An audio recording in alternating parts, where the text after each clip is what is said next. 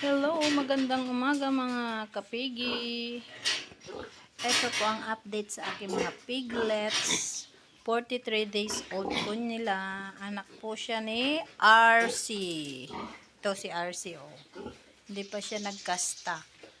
13 days na. Nawalay sila. Kasi ito, 30 days sila nung pinalay ko sila. Ngayon, 43 days old sila. 7 heads. 7 heads po sila, large white. Ang lahi.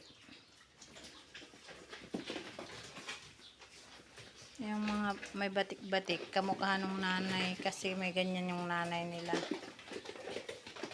Yun ang pure na puti, isa ang pure na puti. Guys, so malalaki na sila guys.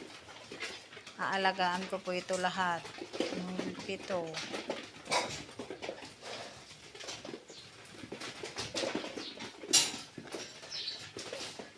Kukulit sila, oh.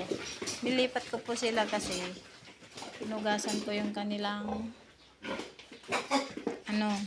kulungan dito, oh. Tapos pinaliguan ko sila.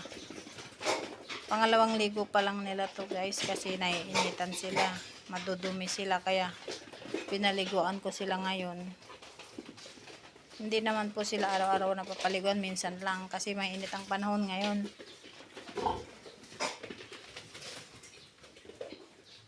Guys, 3 lang po ang lalaki dyan, 4 na babae. Ito guys, ang pure white, oh.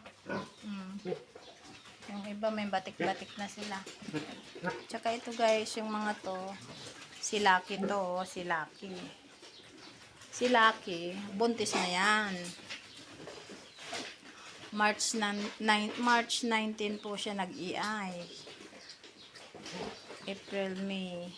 2 months na niya. Magto 2 months pala siya sa 19.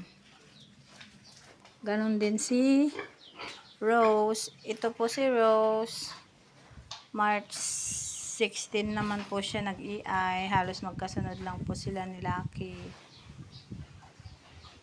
Magkasunod din po sila ng panganganak. Dadalawang buwan na rin po ito. Tsaka po to si RC. Hindi pa po siya nag-EI. Pang 6 parity niya na pag napa-EI ko siya. Gusto ko na nga po silang palitan, kaya lang okay pa naman po yung mga anak nila. Tsaka mababait po sila. Masipag sila mag-alaga ng anak at saka mapagmahal sa anak. Kaya nakakapanghinayang po sila bitawan. Pero actually may kapalit na rin nga po sila. Ito, pumipili ako dito ng kapalit ni Rose at saka nila. Isa lang muna yung papalitan ko sa kanila. Pag hindi siguro to nag-EI si RC, makapalitan ko na rin siya. Ito, po nila, 3 months po nila sa May 18. 4 months sa June 8. 4 months po nila magmula nung pinanganak sa May 18. 3 months po sila nawalay. January 18 kasi ito pinanganak, eh. February, March, April, May. 4 months nila magmula nung pinanganak. Yan guys, malalaki na sila. Patining ito. Ito.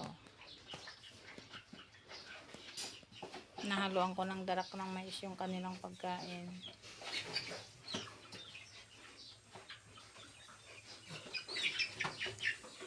Guys, 4 sila. Ayan si ito ang pinakamalaki sa kanila, ito. Yun ang pinakamaliit.